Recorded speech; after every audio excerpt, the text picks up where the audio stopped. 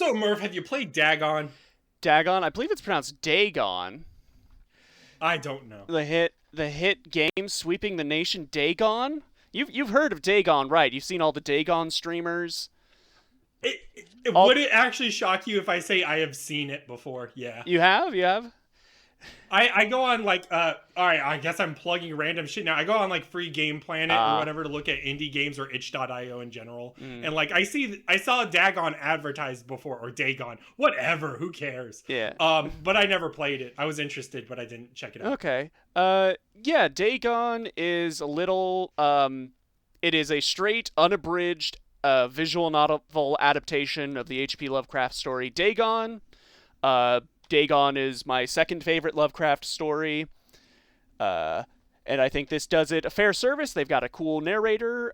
They do the visuals justice mostly, and it's free and 30 minutes to play. I just wanted to plug it.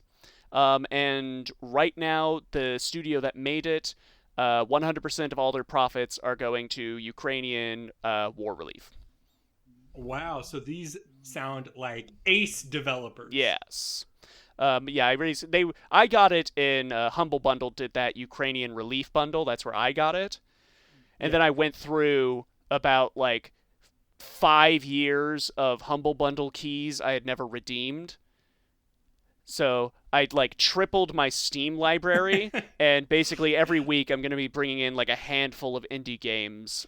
Just to make sure you put like at least 20 minutes into your backlog. Yeah. Well, that was also once I had redeemed all the keys, I was like, okay, I'm not buying anything more until I've put a dent in this. Yeah, luckily, I'm on a podcast, the Daydreamcast, which you are listening to now, dear listener. Where I have a reason to play all these indie games and give takes and reviews. And secretly, that is the actual purpose of this podcast, is to give a purpose to us wasting time. Yeah. And yeah, I'm Bro, and this is Murph, and we are on the Twin Geeks Network. Now, Murph, can you tell me about? I didn't load up the second one. Blue Flamingo. Tell me about Blue Flamingo. Is a very disappointing game. It's a shmup in the style of like 1941. Yeah, but its main like selling point is that it's all handmade visuals. So the little plane you control, that's like a physical model. The backgrounds is like a physical model. It reminds me of those old like I Spy books. Yeah. The issue is, as a shmup, it's like the barest of bare bones. It's like the bone marrow of shmups. Yeah. It's a shmup with no different shots. Do you think they were just trying to do a proof of concept thing and thought possibly? It was good enough? Yeah, maybe. I've seen other things by the devs, and they sort of have this like handmade aesthetic through all their other games. They made Shelter, which I know I have at least seen like mentioned on other like gaming sites. I don't mean to be like this, but that kind of reminds me of Hylix in a way. Which was like, I think I showed you a little glimpse of the video or whatever, where it seems like the creator of it, I don't know, I can't actually speak to the devs, but like the creator of Hylix, I think, is primarily a different type of artist. Like he's a sculptor and he's using games to showcase his creations. Yeah. So it's more of like an art thing first, and then in terms of gameplay, it never breaks the mold. Mm-hmm. Does that make sense? Yeah. So yeah. So Blue Flamingo, it's literally just like an endurance run through like these different levels, and there's like only 4 maps really. There's a daytime version and then a nighttime version. Yeah, I really wish there was more worth talking about. I guess it's only $5, so if you just want to like look at it, it's maybe worth it. How's the visual clarity? Because the one thing I'd worry about with actual physical models is like half the point is like being able to see bright colors and correctly identify when the bullets come. Yeah, so the background, I can really tell that's a physical model. A lot of the actual like ships, like what you're shooting and the little ship you're flying, they kind of look unrendered. And I don't know if that's just because they chose real solid colors for those ships and things. But other than the background, if you told me that these were like physical models, I would doubt it, or they just look so digitized. But also, like, when the ships explode, it's like a physical, like, explosion of sparks and stuff. Oh, that's cool. And the soundtrack's also real nice. It's like this plinky sort of, like, space cowboy music, I guess you'd describe it. Ooh. For $5, to me, that sounds like an affordable expense. You know what I mean? Yeah. Or it's like worth diving into. Would you think they would make a sequel, or are they going to do something I different? don't think so. I just feel like as a shmup, you could probably get better for $5. Okay, that's fair. That's also fair, yeah. Especially with different gameplay variety and all that. Yeah. And then the other indie game I want to spotlight, this one I actually really like a lot. This one's called Pawnbarian. Yeah, I looked at a little bit of this too. Yeah, it looked interesting. So the way to sell this, the gameplay is, imagine you're on like a 5x5 like chessboard grid, and you only have one piece, and then you've got to move around and eliminate all your enemies, and your movements are chess pieces. So at the start of your turn, you'll be dealt like 3 pieces, like a knight, a bishop, a pawn, and then that determines the moves you can make that turn. And where this gets interesting is that your enemies aren't other chess pieces. They're like goblins and golems and things that have like special properties. So like a goblin, you need to hit twice because the first attack it will just dodge out of the way. So you need to like accommodate for where it's going to dodge. And then there are also multiple playable characters. So you start with the Pawnbarian, and his special gimmick is when he makes it from one side of the board to the other, one of his pawns gets promoted to a queen. And then you can upgrade the pieces so they have like special features, like when you play this bishop, you'll get like an extra heart back, or it will do like a splash diagonal attack. And then the other characters have like unique pieces. There's the Nomad, where anytime you would make a movement that would attack another piece, that attack is instead a ranged attack. It's just it's got surprising depth, and I really got into it. I still haven't installed. I play it whenever I need to like kill 30 minutes. I think initially you'll get bounced off because the character that you start with, the Pawnbarian, is like the hardest character to play because all the others kind of have broken mechanics, and you've got to beat one dungeon as the Pawnbarian before you unlock the others.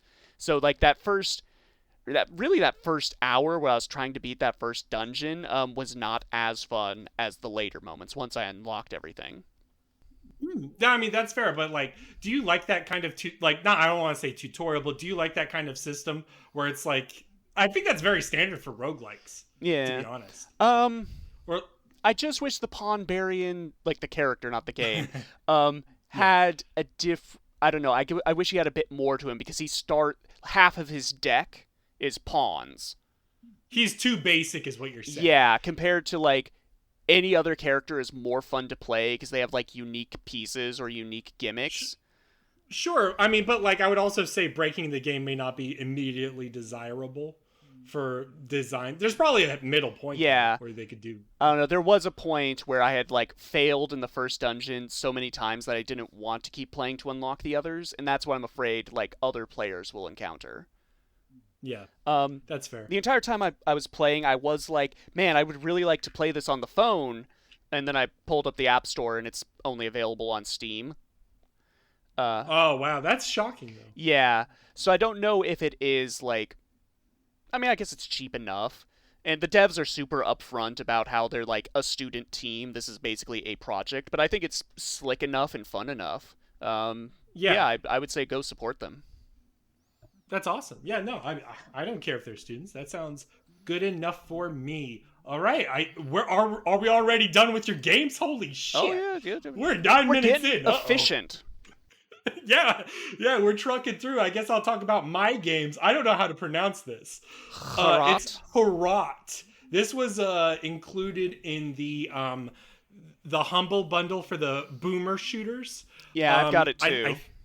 I played a little bit of it. It's only in early access, technically. I believe the first 2 episodes are out. It's a Doom-like, Quake-like, more like Quake. I would actually like pitch it as gameplay and color-wise, it's Quake. Mm-hmm. But like in a sort of tone sense and like an aesthetic and a approach, it's a little bit more like Wolfenstein 3D, especially in terms of enemy designs and just the overall story. Instead of obviously going into a tower or a castle to fight robot Hitler and Nazis, you are instead trying to go through Soviet Russia, but sort of like a dystopian Soviet Russia where there's grotesque monster variants and ugly shit like that. It's cool though. Okay. Does this because I have played 2 of the games off that Boomer Shooter bundle, as it was called. Which ones did you play? The Paladin one. And then Medieval? Not Medieval. What was that called though? It's called something like that, right? Hold on. It's oh no, I've got to go through all these Humble Bundle games I redeemed. You don't have to do that. It's not called Medieval because that's a PlayStation game, but it's something like that. And then I played Ion Storm. I played Ion Storm as well. Ion Storm was interesting for me. It was like a very Duke Nukem game. Yeah. Part of me didn't like the politics of it. Oh. I don't know how much you got. I only played the first chapter. I will say, if you only play like the first little bits of it, it is fun and interesting, especially in gameplay. I liked the guns. The guns were really fun. How does like the revolver? They were great. Yeah, because I've only Dread Templar is the other one. Oh, that one, yeah. Yeah. How do you feel? Does Hrot have the issue of these like movement shooters where once you've cleared the map, there's a good like 10 minutes of looking for a key card or a door to open? I would say sometimes. I think what's interesting about Hrot is there was a lot more like to compare it to Ion Storm or something. It would like okay. I guess I'm trying to rephrase all this. I would say like even Duke Nukem's, Dooms, and Wolfenstein's, like even the old id games had that problem. Yeah, right. And that's I have a problem with that.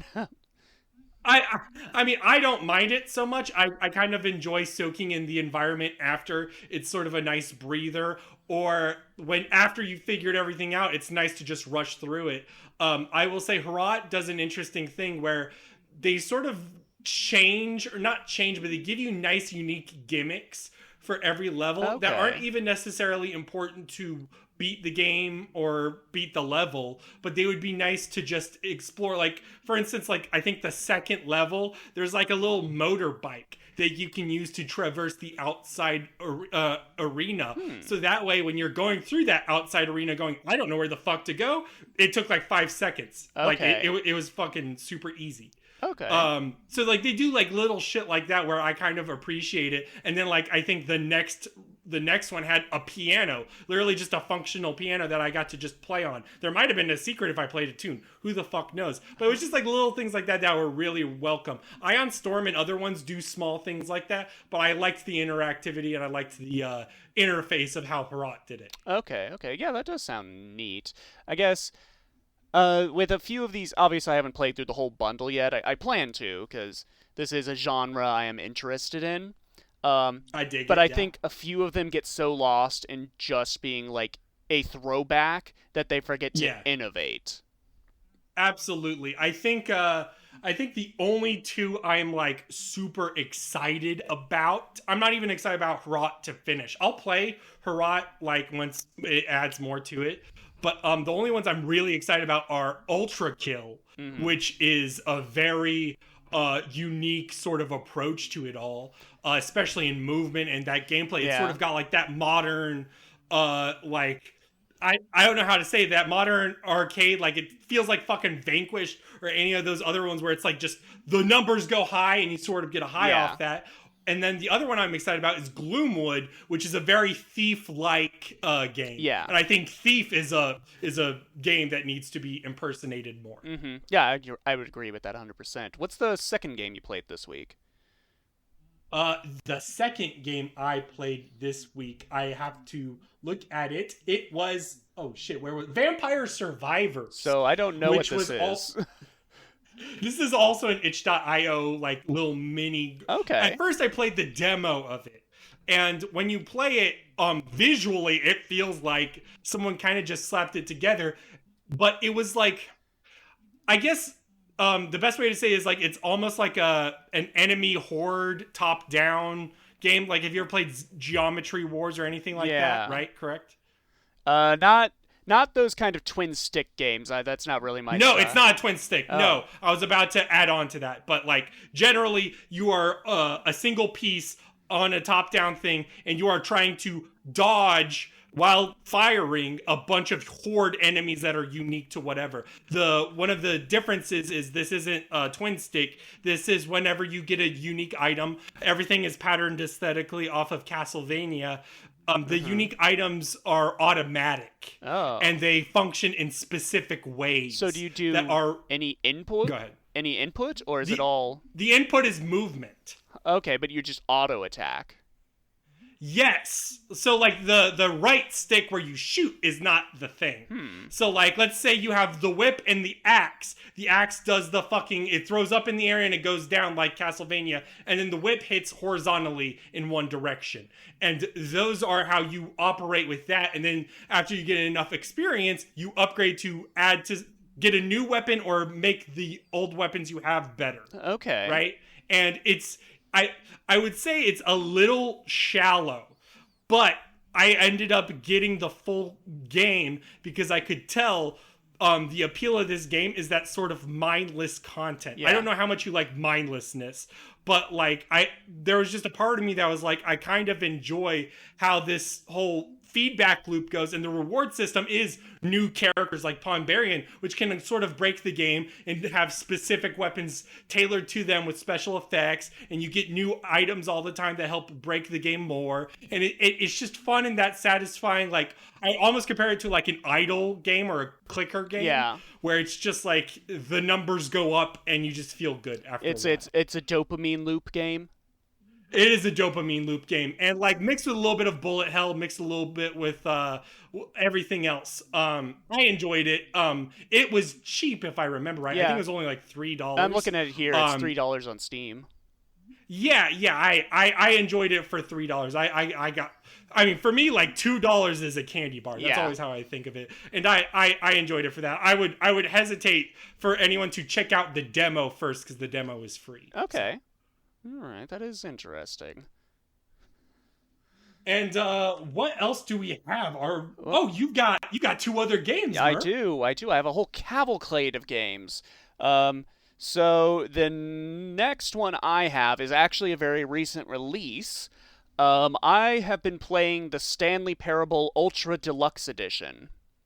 Okay, let me ask you two things because I don't know these things. Number one, what is your history with this game? And number two, what does this add?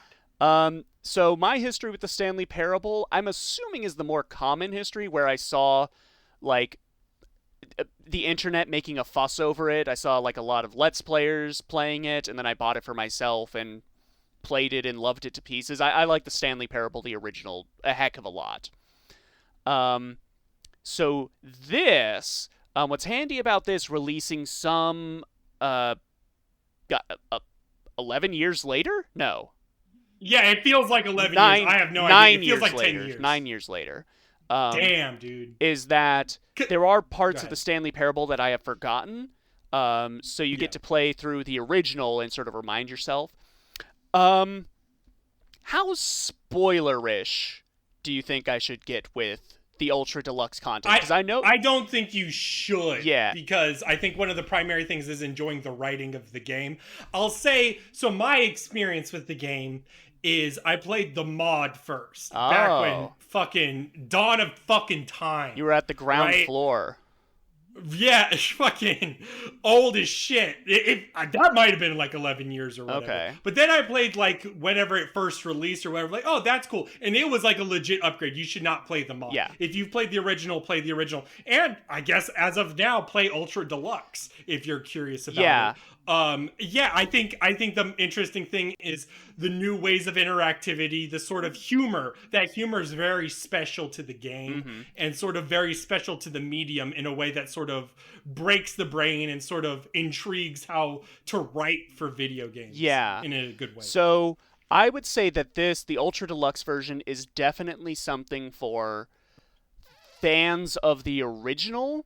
I'm not entirely certain. Because of what the Ultra Deluxe content is, I would recommend it to new players.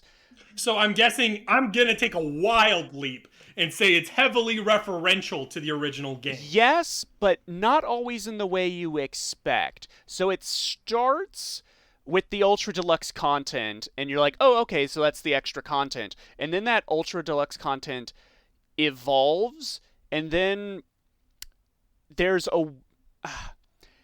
a mechanic, I'll say, that they introduce once you've completed the extra content that remixes the original game. So all of the endings, all of the content of the original now have, like, been rewritten to accommodate this new mechanic. And it's something that's so innocuous and stupid at first. You're like, there's no way that they're going to blankify all the different, like, endings. But they did. But they do, and it's hilarious every time. This is a shit post of an expansion. Yeah. Like, there's not a whole lot of, like, the meta commentary on storytelling. It's kind of just a shit post for Stanley Parable fans to enjoy. And then once you're done with all those remix content, which I just did, like, this morning, then it evolves again.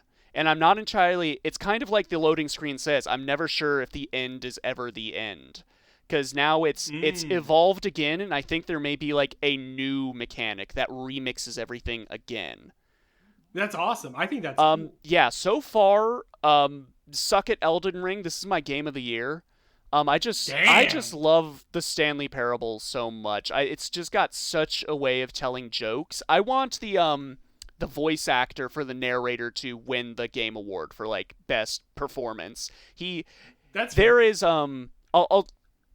I'll spoil a tiny little bit. They make a joke about how a lot of Steam reviews requested a skip dialogue button. So they introduce a skip dialogue button, and to test it out, they just have the narrator ramble.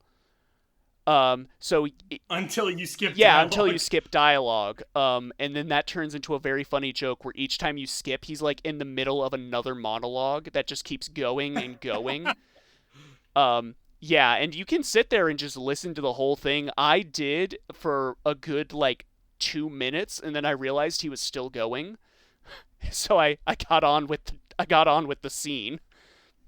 Oh, you see, you're a fool, because listening to the narrator is the primary gameplay. Yeah, and they do lampshade that a lot. I would say, like, the Ultra Deluxe version, if you're, like, on the fence about it, this, like, triples the amount of content from the original game.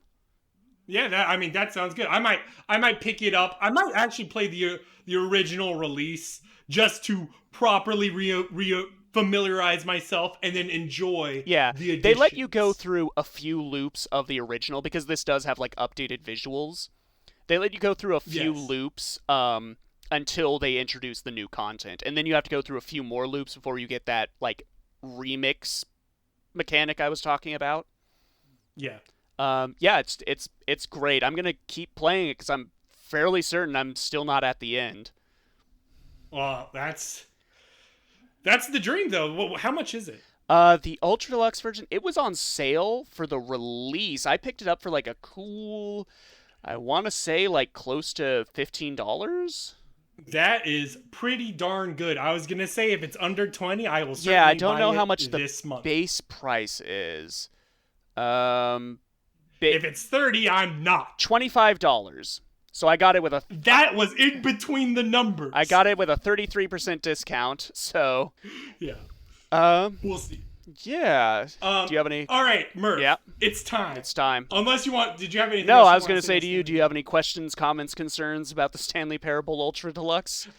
I asked the questions. I am familiar with the game. I like the game. Yeah. I would recommend it to anybody. I like those sorts of titles. But Murph, we got to talk about something. Yeah? We got to talk about Yakuza. Yakuza. So this is the new... I'm christening this the Yakuza Minute. Yeah, I'm ready for this to be the long haul. So I have started the new franchise retrospective on Yakuza. This is a franchise I'm going in probably more blind than Resident Evil, because Resident Evil, there's at least like cultural osmosis. Like I knew what an You Albert got some Wesker is. Yeah. buzzwords. This I know there's a Snake Man with an eye patch people make fan art of. The main character's name's Kazuma Kiryu. There's a lot of weird shit, but also a lot of serious shit. Yeah, so I started with the original PS2 release of Yakuza 1 from 2006. What's interesting about that game is it has a English dub, which the later games don't. They wanted to have English and Japanese options, but the disc could only hold the English one.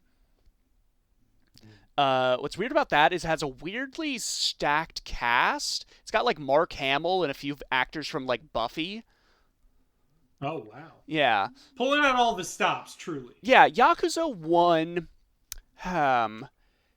you know, it's a very foul game. It's a very foul-mouthed game, which I am not used to my PS2 games saying the naughty F word.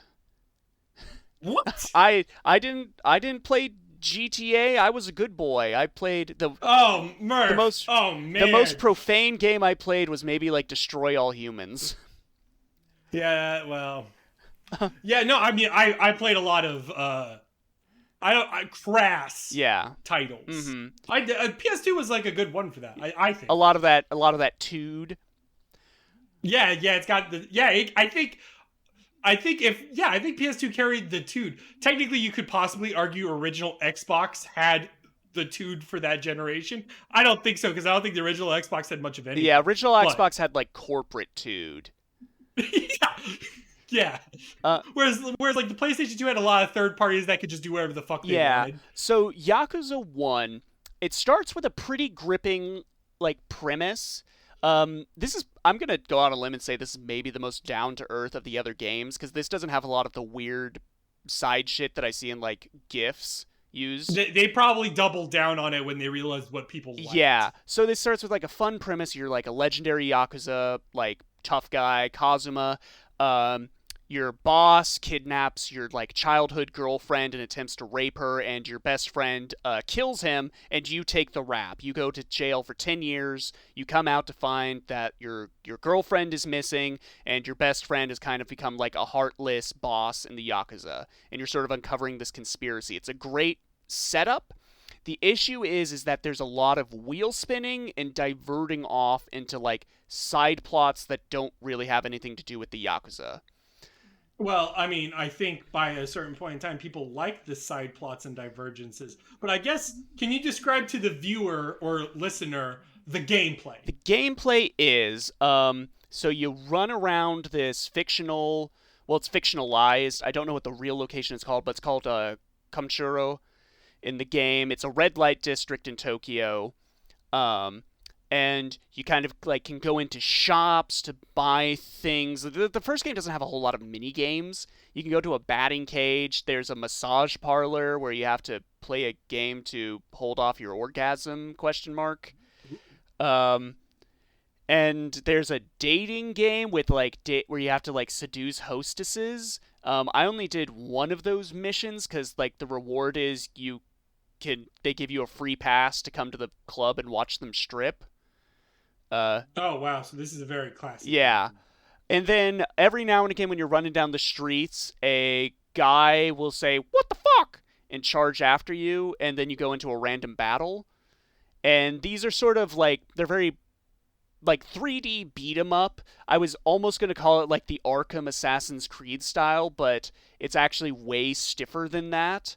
I'm aware, like, PS2 had those kinds of brawls. Yeah. So you've got, like, light and heavy attacks, but you've only got, like, really one combo string you rely on. And if, like, it's the kind of fighting where if your enemy moves even slightly to the left or right, you start swinging at air and basically are still stuck in your combo string. When you're just beating the crap out of someone, it is fun and satisfying because Yakuza has, like, really leans into, like, the brutality. There's, like, every punch seems to break a dude's bone and cause blood to splatter. You can pick up, like, an electric sign and beat people to death with that, or, like a bicycle.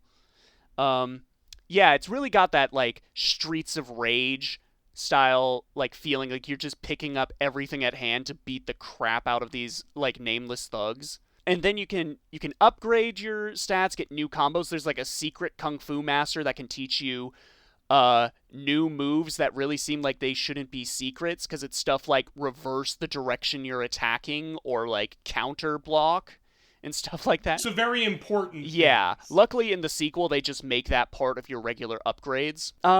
And then that's kind of it. You're just kind of going from mission to mission and then beating dudes up as they pop up. Every now and again it will have you take part in the side activities. Like there is one part where you gotta like go to the batting cage and hit some balls, but it's not like GTA where it like obligates you to take part in the side activity to like let you know that it's there. Yeah. If you want to just go from mission to mission, that's totally fine. I guess I would ask you, after beating Yakuza 1, how are you feeling about going through the franchise going forward? I think it's a strong foundation. Kiryu is an immediately likable protagonist, and I think part of the issue with Yakuza 1 is it spends a lot of time setting up characters that they're not there by the end of the story. I guess I'm just going to come out and say it. So I don't really know who's going to pop up in later entries. And also it's one of those games where it feels like they didn't know if they were going to get a sequel, so it has very finality to the ending, where everything's tied up with a neat bow. So I'm very curious to see how sequels will disrupt that. Yeah, it's not what I'm going to tell people to go out and play. I'm assuming like the remake, Yakuza Kiwami, patches up a lot of these issues. I hear it already expands on some of the story content, particularly the ones like dealing with the Yakuza. When people recommended this to you, did they recommend the PS2 games to you? Or did they tell you to skip to Kiwami? And you just decided, no, I needed to be a purist? Well, Pavlos recommended it because he said he likes it has its own flavor in that PS2 era. And I can definitely see that charm. Like I said, I'm not used to PS2 games looking like this or acting like this. The story is gripping when they're actually telling it and not having you like divert and deal with this random dude's daughter or something. I think right now it's going to sit in the C tier. It may like drop down, but I had a good enough time with it. It has one of those endings where it introduces a guy out of nowhere and has him explain how he's the villain of the entire story up to this point. Ooh, that's bad writing that I like. Yeah. Is that weird? Maybe. I don't think you would like it in this instance. I'm not sure you would like it in this instance, because then it's like, there's a throwaway line about like some sort of Japanese Illuminati, and I'm like, I thought this was... Murph, you're kind of selling me. I like Metal Gear Solid. Okay, well, maybe check out Kiwami. Okay. Yeah, the main reason I started with the PS2 games, because I was contemplating just doing the remake versions of 1 and 2, because I heard they were fairly similar. The main thing that was putting me off is that 3 doesn't have a remake, and 3 has gameplay that's more in line with like the original 1 and 2. So I didn't want to go from the shiny, revamped, more quality of life gameplay and downgrade, No, that makes sense. I think that's a good move. Yeah, so I'm only like a fourth of the way through Yakuza 2 right now, and Yakuza 2 so far like addresses all of my problems. The combat's much faster and fluid. The story is more focused on the Yakuza. It's everything a sequel should be. Yeah, I'm enjoying it. We'll see how it fares by next episode. Exciting. I believe it is time for the Variety Minute. Yay! Yeah. This is the most strung together Variety Minute we've ever had. Oh, we have ideas, we have thoughts, we have lists. We try to tie it into the main topic. All right. And the main topic for this episode, we haven't even said it, is Harvest Moon for the Super Nintendo. Mm-hmm. Now tell me, Brogan, what was our agreed upon topic for the Variety Minute? You said, I didn't even agree or consent, I don't think. You said Homestead. So I think we ended up I just wrote down just a bunch of random farming games. I guess. Farming in video games. Let's just run with that. Okay, that's about as good as we get. And because of that, I have to consult the most important foundational game of technically the last generation or 2 generations ago, which is Farmville. Yeah. I think Farmville is understated in its influence because it got a lot of boomers to like Facebook. Yeah. Yeah, no, I would concede with that. There's a, I mean, heck, they're still making like Farmville likes.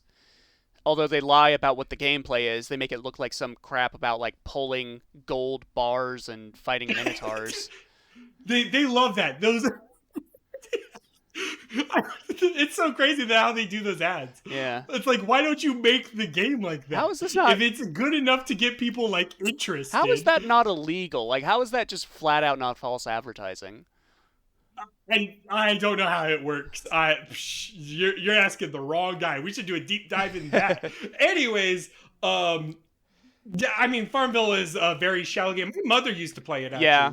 I don't know if you knew anybody who played Farmville, I think my dad got into it, but he stopped after like a week because he, in his words, he hated having to check his onion crop or something like that. That makes sense. Is it in real time? I remember it. I didn't play Farmville. I played Zombie Farm, which I thought was going to be like a fun zombie time, but actually it's just Farmville, but they're replacing the vegetables with zombies and then also having vegetables. Well, that sounds like a good transition if you want to keep talking about it. Or we talk about Plants vs. Zombies. Yeah, Plants vs. Zombies. So this does qualify as a farming game, right? I count it. Sure, why not? I like Plants vs. Zombies. I've never played the original release. I played it on the DS. That's so crazy. That is crazy. I played the original. Yeah. I didn't even know there was a DS version of this. Oh yeah, it was like the first game I got on the my DS. Oh my god, I am so old. Yeah, I like the original Plants vs. Zombies. I've never played anything else of what that franchise became. Yeah, they go weird because they try to do parodies of other things, like they did Garden Warfare. Yeah. Well, now it's also like a full-on hero shooter thing. Yes, I hate when like every game wanted to be a fucking hero shooter for no reason. Mm-hmm. Just oh my god, but the original game is really good. Oh yeah, it's a really good tower defense game with different zombie types, different plant types. It was very fun. Harmless. I enjoy it quite a bit. Yeah, what's great about the original Plants vs. Zombies is how it like keeps changing the gameplay on you. Like how it introduces night and then the pool and then the rooftop. Like that's all great and fun. And what I love about Plants vs. Zombies, any game, if you want to immediately get me on your game side, include like a bestiary. Yes. That's why Pikmin 2 is the superior sequel. Yeah, I can see that, sure.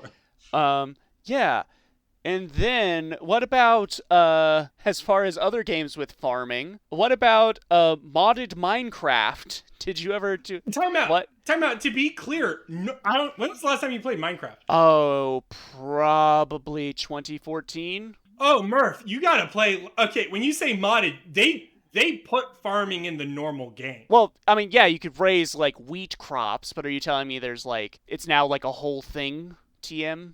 I mean, people have, like, you could build, like, a fence. All right, we're going to talk about Minecraft gameplay now. You can build, like, a fence and then, like, reproduce and use, like, livestock and shit, too. Oh, well, yeah, that whole thing where you use the seeds to make your... I'd count raising livestock and raising wheat crops as good enough. Yeah, no, that patch was released by the time I was still playing. Like, that came out in, like, 2013. That was patch 1.21, Brogan. Oh, there you go. You know the patch. No, I don't. I wonder what patch that is, though. That may be mushrooms. Oh, goodness. Anyways, I kind of find it interesting that, like, farming sort of interlaces itself with crafting mechanics. Yeah. Well, that's why I was suggesting it being like the topic was, like, homesteading. Because it's this whole idea of, like, building up a plot of land. This is going to be a side thing technically, but not really. So, oh my god, I can't believe I'm saying it now. Harvest Moon switched games. At a certain point in time, the Harvest Moon games are called Story of Seasons games now. However, Natsume, the original publishers, make Harvest Moon still. Harvest Moon now has a lot of crafting elements in terms of building your farm and shit. So they sort of borrowed a lot of that homestead aspect. Okay. Yeah, I think just this idea of like becoming self-sufficient on a plot of land, I do see that appealing as a game.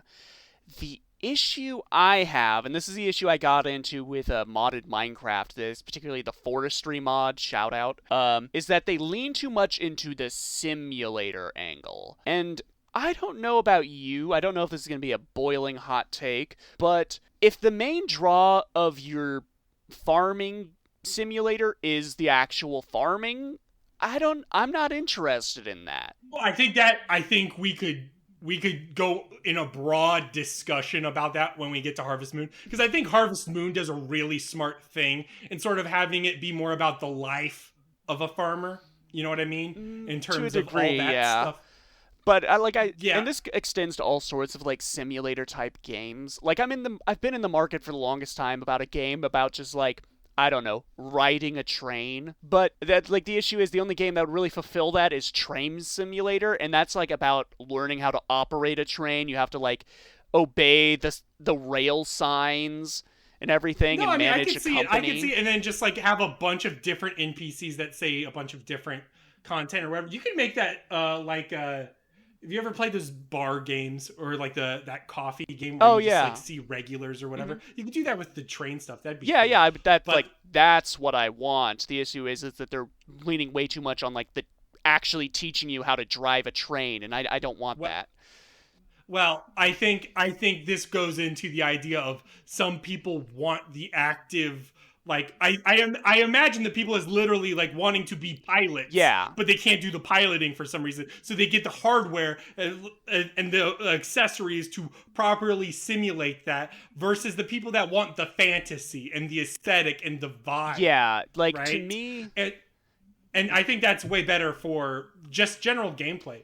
Because there's a bunch of simulator games. Yeah, like car mechanic simulator and stuff like that. And I just can't get into that. And I think it goes back to that thing of like, I need some sort of mechanism for telling a story.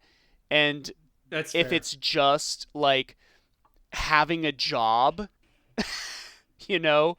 No, but like, I mean, okay, I guess the counterpoint to this, I can understand where you're coming from, absolutely. I guess the counterpoint to this is I think, especially when we go down to like, I played truck driving simulator. Okay, that's like the one simulator type I played, and I liked it in a way. When you frame it like that, where it's like, I need a story, most truckers don't have a story. They live their life. Yeah, no, you know I get what you're saying with that. Yeah. It's like, and in that way, there's an accuracy to it. There's an accuracy to that's not trying to appeal to a fantasy. It's more like, this is what it is. Yeah, but I don't know. Like going back to, I agree with you. I totally get where you're coming from. Going back to like games like Harvest Moon and Stardew Valley and stuff like that, I view those more as like less farming simulator and more small town life simulator. Yes, where it's less about farming and it's more about the fantasy of being a farmer, where you get to go into your small town, sell your crops or whatever, talk to some, folk and be humble. Yeah. All that shit. Yeah, all that stupid crap of the proletariat. We'll get into it when we talk about Harvest Moon, but no, I get what you mean. And like, I don't think other avenues have been explored yet properly for different things, but I think Harvest Moon / Stardew Valley is as good as it gets for the farm fantasy. I don't know. I think I said it best with the bartending / barista fantasy of talking to people and sort of familiarizing yourself with regulars. That would be, I guess, your best thing for a train, instead of learning the mechanics of driving a train. Yeah, if there was like that, but you're like the cafe car attendant. But like, technically, I guess with your fascination of trains, like, do you think those simulators are meant to also appeal to model aficionados? I think to a degree, yes. The thing about Train Simulator, specifically that game, Train Simulator, is it has like $5,000 worth of DLC that are different trains and different routes. I don't need photo map accurate like stuff. Just give me like a fictional route to ride around on. But I think there is a appeal of like, I guess, being a train head and being like, oh, that's a C-38 English Railway or whatever. And like, if you've ever seen like a lot of people who did model trains did actually strive for like accurate towns of their local town or whatever. and they would try to accurately model it like that, and they would paint it themselves or whatever. It's like, in that way, I could kind of appreciate it. But like, I do agree with you on the idea that there is no, it's all mechanic and no sort of way to engross you. There was one that I sort of liked. I only watched Markiplier play it, which is Drug Dealing Simulator. That one had a little bit more of a plot thing going on. I would imagine. Okay. One would hope. We can tie this back. Can we tie this back? Do you have to grow the drugs? No, unfortunately not. There has to be a pot farm I'm sure later on in the game, when you own your own plantation for heroin or whatever, but you know, who knows. Wait, time out. I do want like a Breaking Bad Meth Harvest Moon. Meth Harvest Moon, okay. I feel like that has to. Okay, I can't give you a meth Harvest Moon, but what if I gave you a serial killer Harvest Moon? I'm interested in that. I would like that. There's a game, I've played Lakeview Valley. Oh, you know, I've heard of that. Yeah, it's by it's a spin-off from the Lakeview Cabin Collection, which I'm an advocate for. Yeah. But Lakeview Valley, basic premises is like it's a Stardew Valley Harvest Moon alike, but you can be a serial killer or the town is a cult. Mm-hmm. Yeah. And I'll leave it as that. There's strange happenings, and it's a horror game, but it's a farming horror game. That's exciting. I like that. I'm down for that. Yeah, it's a little rough around the edges. I think it's been like updated. I haven't played in like 2 years when it first came out on early access, so I think the dev has probably patched it up quite a bit. Yeah. How do you feel about simulators that are like not simulating actual things? Like I do enjoy mechanical detail in zombie games. Like I like Project Zomboid a lot. Okay. I was gonna bring that up, like the survival genre. Yeah. I like survival genre in general. Sometimes I think they go too deep on a crafting system or something. But like in general, for like the zombie thing, I like the details of like having to board windows, because it all feeds into strategy when it's like those complex mechanics. Yeah, I think it really, for something like those survival games, it really depends on how the dev is committed to realism. Because I'm a person that doesn't really like a whole lot of realism in my games. Sure. I got that game, We Happy Few. Oh, God. And that game was so over the top with like its commitment to realism. Like if you get injured, you start bleeding and losing health, and you have to patch yourself up with a bandage, but make sure it's not a dirty bandage or else you get infected. I mean, games are kind of, depending on the game, I don't like We Happy Few, but like Pathologic is a little bit like that. Sometimes I like those sort of immersive sort of experiences because you're meant to suffer. You're meant to have a bad time. I guess maybe I'm just mad at We Happy Few for not being what I wanted it to be. That's fair. No, We Happy Few kind of sucks. But dialing it back to those like farming and stuff, like that's what I like said at the start with like homesteading, like making a plot of land like self-sufficient and stuff. But if I have to like start learning like actual like crop rotation and crap like that, then I kind of bow out. If I'm spending more time learning to farm than I am learning to like fight zombies, then I bow out real quick. Because it's no longer fantasy. At that point, it is literally like dirty jobs with Mike Rowe or whatever. You know? Yeah, if I get caught in a gameplay loop of just farming, no, I need something else. It has to be supplemental. Farming should be something you come back to, not something you're like continuously actively doing. Well, with that note, is there any others on your variety minute? Because I think that is a good transition. No, not really. Fire Emblem Fates had a farming mechanic, sort of. There we go. You pulled that one out. Was it good? Fates or the farming aspect? The farming aspect. Not really. That's you just fair. plotted down, you dropped down a farm in your like base area. Is it weird to say that I think the worst part of Fire Emblem is when they tried to add mechanics that are meant to just sort of base appeal, but are not nearly as sophisticated as the ones they're imitating. So it kind of falls flat for me. This is especially notable for the dating stuff in Fire Emblem. I think any fan of any game would say I hate it when they don't follow through on the mechanics they introduce. I mean, okay, I guess I said that in the most vague way possible. But you know what I mean, where it's like, I don't think they do unique mechanics in a way that's very satisfying. It feels very shallow every time. And especially nowadays, like with modern Fire Emblem, I just get like weird feelings from it. That's it. That's all I was gonna say. Yeah, no, I totally get that. Like, the farming isn't something that, okay, they brought back the farming for 3 houses, but they just kind of made it a greenhouse. Yeah. Yeah. Okay, so Harvest Moon. Okay, oh wait, we've got to do the transition. It's Harvest Moon time.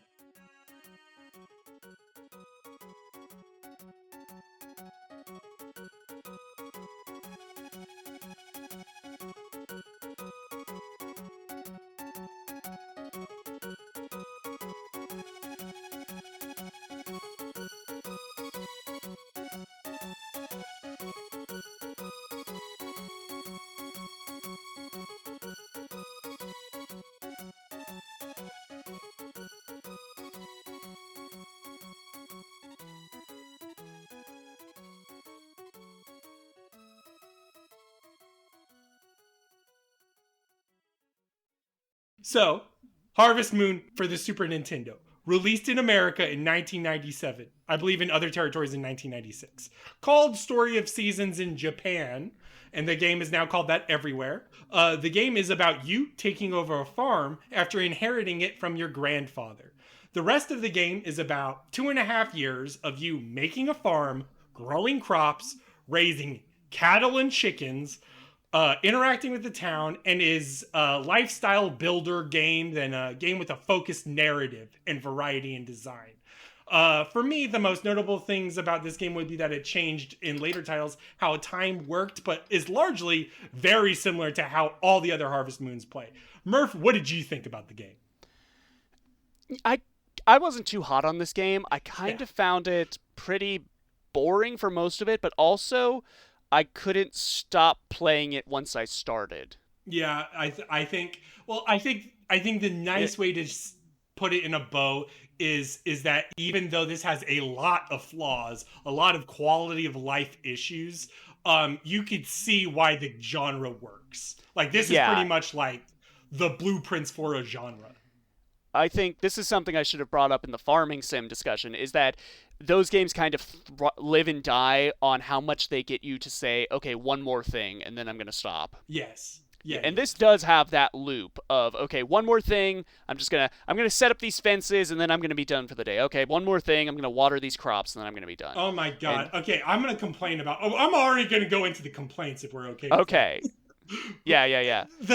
My number one complaint about this game is time. And it's also the thing I like about the game is time. I guess the thing is like from the morning to 6 p.m., it goes super fucking fast. And unless you so have the fast. clock from the summer, you can't tell the time. So that fucking sucks. Especially like there's a chunk of time where in that first year where I'm trying to run from my crops to the shipping bin to sell my crops. That takes up so much of my day because there's no dedicated inventory.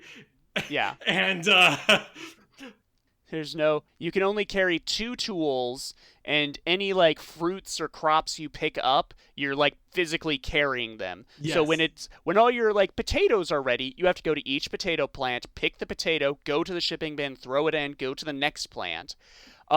I didn't want to use all the space on my farm. I don't know how you could. Not that first year. Okay, here's the thing I was going to say is in the second year, you get the horse, and the horse is literally a portable shipping bin. So you could go out further into the farm and just bring your horse along with you and put the crops in the horse, and you're good to go. But like that first year is fucking brutal. You got to go through that first year. I spent the entirety of my summer picking crops. Especially once it goes to the 10th or whatever, when the corn started growing, that was all I did every day. And the thing is like, if you put them in after 6 p.m., they don't count. So you have to put them in before 6 p.m. So that was what I was running for. And then the nice thing is that after 6 p.m., the night is infinite, which is not normal in Harvest Moon. Most of the time, there is like an actual counter. But here, if other than like very important things like the crops, you could do things at your own pace after 6, which is what I did largely. counterpoint, this game is so scary once it gets to nighttime. Like, Yeah, I'm gonna assume you were doing this as a podcast game, right? Which is not to say a game for the podcast, but a game you played listening to podcasts. Yes. Yeah. I eventually transgressioned into that, but for the first bit, I was playing as God intended with like the single focus. When it gets to nighttime, the music in the game completely cuts out. It does. All the NPCs like go away, so it's just you on this huge plot of land listening to the sound of your footsteps. It's so goddamn scary. It's good. It's so goddamn scary. I was waiting for like a demon to appear and chase me. This has such like creepypasta energy to it. Okay, I'm gonna talk good things about the game now. Number one, I think the game is charming in graphics. I think Stardew Valley did a really good job going for that sort of Super Nintendo graphics instead of more modern round 3D graphics. Yeah, well, it released on the Super Nintendo. Yeah, you know what I'm saying. But like It holds up. The other thing I was gonna say is after 6 p.m. there is one place that is open, which is the bar. Did you go into the bar? Yeah, I went into the bar because that's where my lady love worked. There you go. Same with me. But I regretted that. I don't know if you realized it, but I regretted it. After 6 p.m., you could talk to her, which is the easiest way for me to like sort of rush into a relationship because there's a marriage aspect to the game.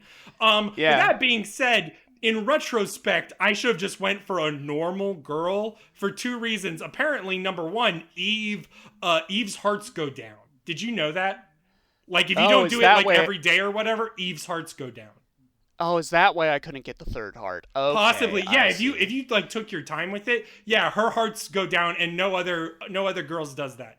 I mean, I was working on her and the redhead, so. Oh, that's yeah. You split your focus. The other thing I was gonna say regarding that was shit. I lost it. I fucked up. Continue. Okay. I think something that this game does. I want to like it, but also it annoys me to no end. Is the seasonal gameplay, how it changes. Okay, so summer has hurricanes. Summer has hurricanes where you can't like you try to go outside and your character says I've nailed the door shut because of the hurricane. And the hurricanes can so you just got to go to bed. There's nothing you can do in your house. So you go to bed and then the hurricane may last a few days. I had a hurricane that lasted 4 days. Apparently they can last 10 days. Did you know that? Oh my god, that is stupid.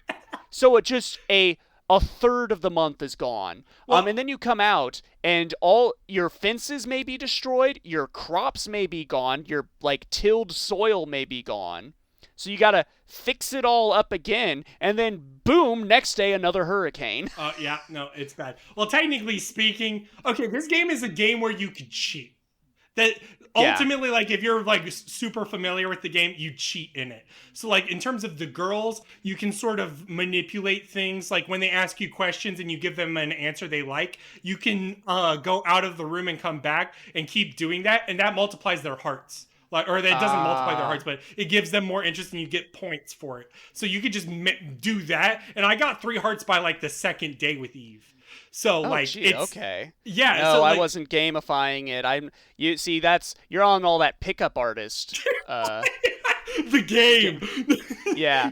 No, but in terms of the hurricanes, it like the weather is decided the day before. So what you need to do is save state, look at the weather, and then yes. Well, you can't save state in the original game. Wait. I'm not saying I did, for the record. I'm saying you could. I didn't. Yeah. You just know from not experience. No. I actually read an FAQ. You didn't play this to, on original get the hardware? details right. The thing I wanted to complain about, which was tied to the marriage thing. The seasons. Oh. Yeah, the seasons was basically, I wish I went for a normal girl instead of Eve because I didn't have much to do in the fall. The real problem with this game is that there's no crops in the fall. Well, so you can't grow anything in the fall. And in the winter, all of your tilled soil gets buried by snow, so come spring you have to start fresh again. Yeah. That's real stupid. Because I had like a nice corn tomato farm going that I set up in the spring or in the summer. Yeah. And then I was like, okay, well, the fall I can't grow anything, so just come spring I can get right back to work. No, because winter destroys all of your plants. Yeah. And also, like, all the weeds around your farm, you can't remove them in the winter. They're frozen in the ground. Oh, God. So I imagine during those seasons you're supposed to rely on your livestock. But yes, yeah, pretty much. Yeah, I didn't get any livestock. I'm just going to come out and say. Oh, Murph. Oh, my God. I missed out on mechanics. I was being a dedicated, humble turnip farmer. Did you just hibernate in the winter? I went and gave Eve a cake every day. I foraged in the fall because a poison mushroom's worth 200 gold, so you could get an easy 800 a day. Mm-hmm. I chopped wood. I expanded my house. I made my farm look nice, knowing that it would probably get destroyed by another hurricane. Welcome to Florida, man. Yeah, I just kind of got into a loop of like... Because I guess the game does introduce new things as you play. Because you get, like, upgraded tools. That was real weird. They introduced gnomes. Yeah. Like little... They introduced the Minish. Yeah. Yeah, and those can upgrade your tools. And you meet the goddess of the mountain. And she gives you a gold axe. Yeah, but there's not a whole lot else to do unless in the later year 2, year 3 they introduce more things to do. Spoiler alert, they don't, not really. I mean, there's like 1 or 2 things. I guess you can look forward to the festivals. Yeah, I mean, I guess you could build up the festivals more because the festivals pay off more. I'm pretty sure. I guess the other thing I wanted to complain about in terms of like exploring the area is power berries. How many power berries did you find? I'm gonna say 5. I don't really know what they do. I assume they expand like your stamina? Yes, they expand your stamina. Okay. Yeah. Okay. Well, I mean, I was just gonna say, for me, they were a necessity because like stamina is like the big resource of the game. Yeah. And technically, you could go to the hot spring and refill it, which I did quite a bit. Yeah, I did that when I was gathering wood for my expansion. There you go. That's what I'm talking about. That's the nice stuff. But anyways, the problem was like power berries were a little obscure, and you can actually miss out on power berries. There's ones where you have an opportunity to get them, and once you've lost it, you won't get it again. So that kind of sucks. Huh? Is that like tied to the festivals or? No, one of them is for sure. When you there's like an NPC merchant that trades a chicken for a power berry. I don't know if you did that. It was in the winter. Okay, no, I had no livestock, so no chicken to trade. Yeah, so you missed out on that power berry. I see. And he does not. Yeah, it's fun. But anyways, it sucks. Those things I kind of didn't like, but I think at large the game does capture that sort of vibe. How did you feel about there only being really 2 options for anything at any time? Like for livestock, it is literally just chickens and cows, pretty much. Yeah, and then in like spring, you can only grow turnips or potatoes, which are like single harvest plants. Then you got to replant them, and then summer they introduce tomatoes and corn, which you can harvest multiple times, but they just take a while to grow. In any farming game, I will go for the thing that grows faster. I see. Because I think, to me, the stuff with, like, the potatoes taking longer to grow, that seems like a scam. I feel like I could grow more turnips faster. You get that higher DPS. Yeah. More shipments per week. Yeah, I get you. Sure. That's thus the turnip farm. Yeah, and I became a turnip baron. I guess I got, like, some rows of corn going. But that was like I only got 1 shipment out of that before autumn hit. Yeah. Yeah, no. And then so I spent all of autumn like being like, okay, I'm gonna go hard in on corn next, and get like enough for another expansion on the house. But then winter destroyed all my tilling. And that made me... that just killed your excitement. The house expansion stuff is real screwy. Did you feel that? I could see that a little bit. I forgot how the axe thing worked until summer. Like I didn't realize how to what I could cut and what I couldn't cut until summer, because there wasn't a lot of feedback on me hitting things. And also the sprite for the thing you can hit with the basic axe is like a sprite. It's like the stump, and in other games the stump is not the thing you could cut first. So I just assumed I couldn't. For a while. For the home expansion, there's a little sign outside your house saying like, "Oh, you need 250 pieces of wood to expand." So I got 250 pieces. I went to like the carpenter up on the mountain. And he said, "Okay, you want to expand your house? Okay, I'll swing by tomorrow." And he comes by tomorrow and says, "All right, it will cost 5,000 gold to expand your house." They didn't tell you that. You could have just told me that up front. You should have told me the day before. Let me just pull 5,000 out of my butt. And then I said, "No, I can't afford that." He said, "Okay, well, come see me again." Oh, yeah, and then I'll come back another day. And you know what? When I did have 5,000 gold, and I did have 250 pieces of wood, I came up to him and said, "Okay, make an expansion." He said, "Okay, I'll show up tomorrow." You know what happened the next day? What? Fucking 4-day hurricane! That's iconic. But did you like the game, Murph? I mean, it's like I said, you get into sort of that you get into that sort of dopamine loop of, okay, one more thing. There's just not a whole lot there. Like I said when we were talking in the Variety Minute, if like the farming is the main mechanic, then I'm not too hot on that. And then here, really the farming is the main mechanic, because you can go into town to talk to people, but they like speak in riddles. And I think if I could change one thing about the game, it's either how time works or make the NPCs better. Yeah, time goes by so fast in this game. And the NPCs, like, they don't have nameplates, so I for the longest time, I didn't know any of their names. Yeah. Some of them don't even have names. Some of them just have a function. It's so funny when you like doing the egg hunt, and the mayor declares, "Oh, the winner this year is the livestock salesman." Good job, Mayor. That's how I do it. He was christened that, huh? And they're like, go talk into town to learn information, but most of the time, characters just say these weird non sequiturs. I think this game probably had a bad translation. Yeah, but even then, I think this game is a little limited. Like, I will say, I think what's nice is that pretty much all complaints we're having right now are addressed in any other game that came out after this, where they took the notes we had. You know? Yeah, I would take that. But sometimes the characters will say real weird crap, like on Sundays when everyone's at church, you'll find like one guy in the town square, and he'll say something like, "If God exists, why do bad things happen to bad people?" So, or the one girl with the short hair. I spoke to her one day and she said, "I don't think my mom likes my dad very much." That's hilarious. No, that's good.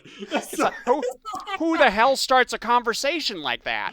My favorite was, I think it's the same kid, or it's the kid with the pink hair. It's not Nina. I think it's Nina's sister. Or something like that. She says the line, "Female psychology is complicated." And I was like, I agree with you, kid. Okay. Yeah. But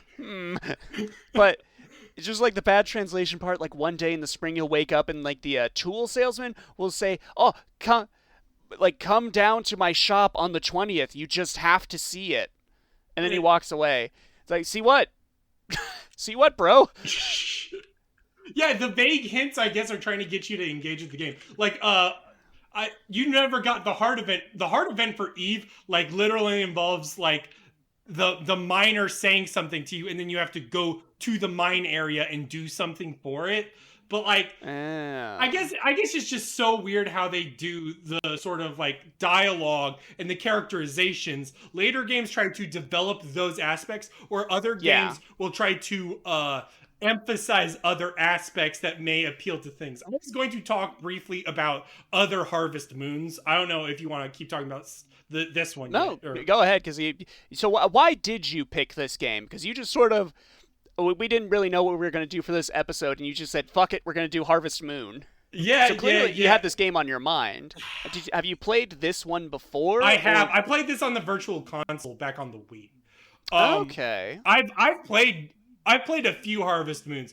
The best Harvest Moons, the ones that are like the crown jewels, are typically I would call them the Mineral Town games. They are Harvest Moon 64, which is probably what everyone would say. Back to Nature for the PlayStation, and Friends of Mineral Town for the Game Boy Advance. There's also a Story of Seasons, Friends of Mineral Town, which came out last year or the year before. All of those are literally like the same game, just on different platforms. Okay, I was about to say, the PlayStation game and the N64 game are different games, or They're different but the same. Does that make sense?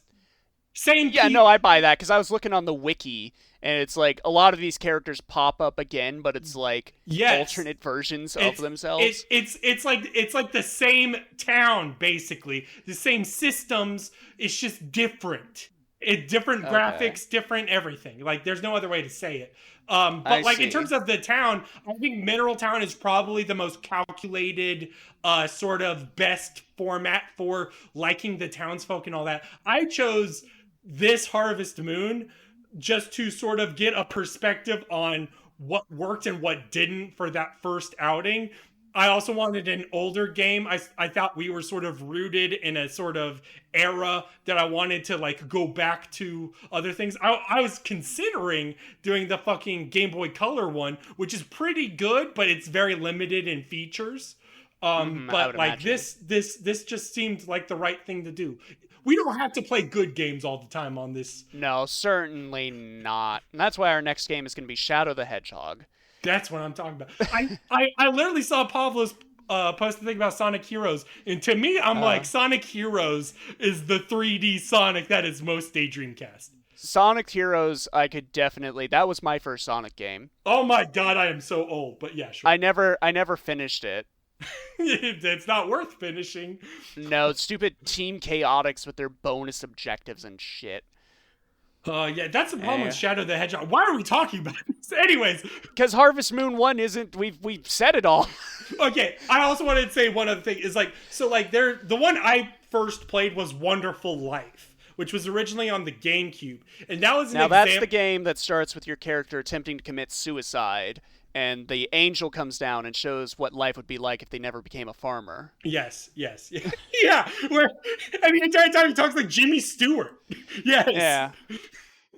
But, I guess the gimmick of that game is obviously GameCube, PS2 era 3D game, but, it's basically like every year, or like sometimes it's 2 years or 3 years, is like a season or snapshot of your life.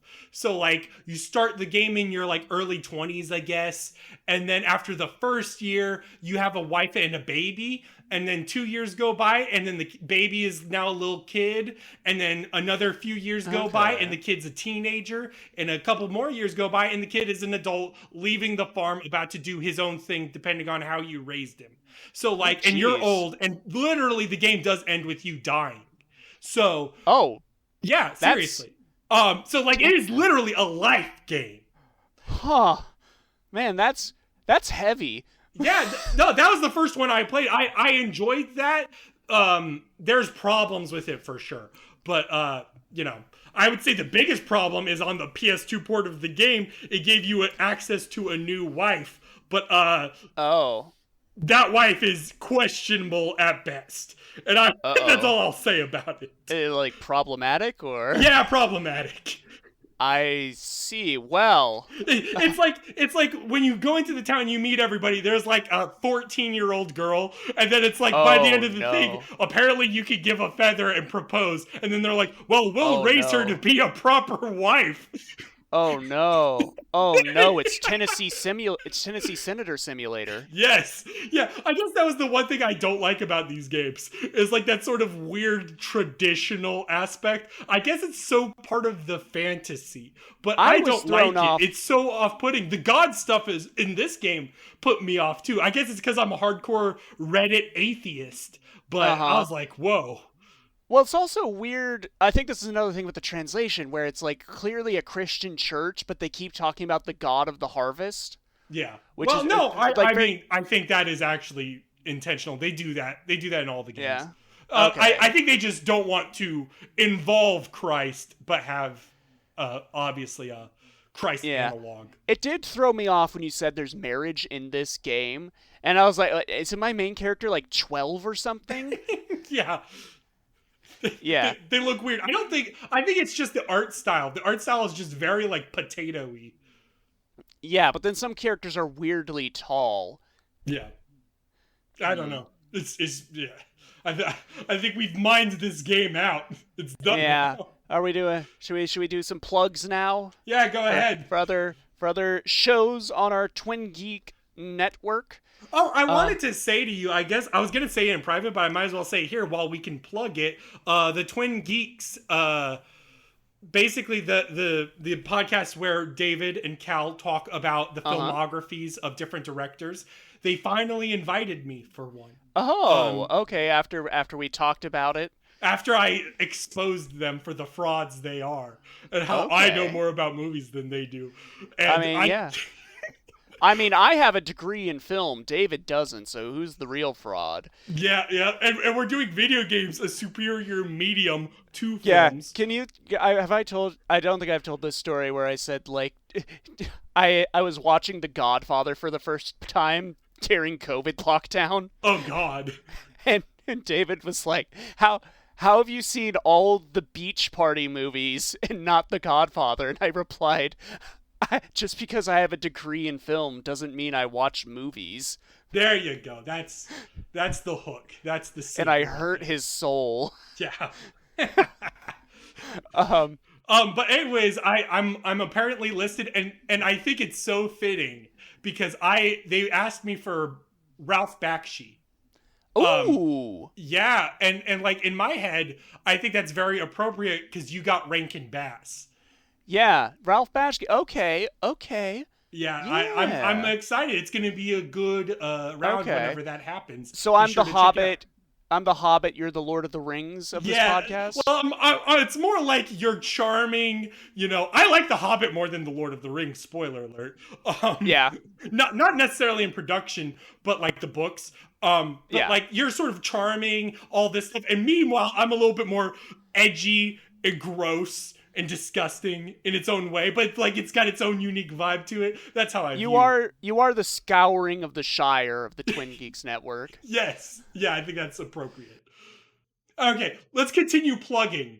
Yeah, well, alternating weeks with the Twin Geeks podcast, where you will hear Brogan talk about Ralph Bakshi, you can listen to I'm Thinking of Spoiling Things, which is the show for modern movies, hosted by our friends Steven and Vaughn. They just did an episode on The Northman.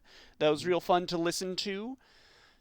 And I think they're going to do a Sonic 2 episode. They are going to do a Sonic 2 episode. I saw Sonic 2. It was something. I'm bracing myself for the hot Steven takes because I know he did not enjoy that. No, I mean it's not good, but I've seen that movie. Like, I don't know, the hardcore Sonic fans I know like that movie a lot. Yeah. Okay. All right. I guess we're going to talk mini about Sonic 2. I think it's not that bad of a movie. I would not call the movie a failure. I think anyone calling the movie a failure is bringing their own shit to it. Does that make sense? Okay. Sure. That's yeah, no, I understand that. It says more about the viewer. Well, especially when they have like their own understandings of what Sonic is. I think the movie is very Sonic, and if you're a Sonic fan, for better or worse, I would say you will enjoy it. The same people that loved Sonic Forces are sure to love Sonic 2, if you get my drift. No, I understand that comparison fine. All right. And then Steven and Calvin are also on a podcast called Ranking the Monsters, though they haven't put out an episode for a while, where they go down through different kaiju and just sort of general giant monster and mecha movies and put them in an ongoing tier list ranking. Mm-hmm. Exciting. No, and when was the last episode they did? The last one they did was 2 episodes ago for us, because they were doing King of the Monsters and Destroy All Monsters. Steven literally has like 20 podcasts. It's crazy. Yeah, and actually, he may have 21 podcasts because we will be bringing him on for the next episode of this. Yes, okay, and what is it? It's not going to be about the King of the Monsters. It's not going to be about destroying all monsters. No, we're going to be talking about the War of the Monsters for the PS2. War never changes. Oh, yeah. Oh, I'm so excited. This is a childhood classic for me. This is one I played as well as a fond game. I remember playing this and Godzilla Destroy All Monsters Melee. Those were my two kaiju games. Oh yeah. We'll have many points of reference and points of comparison to talk about. Great. See you then, dear viewers.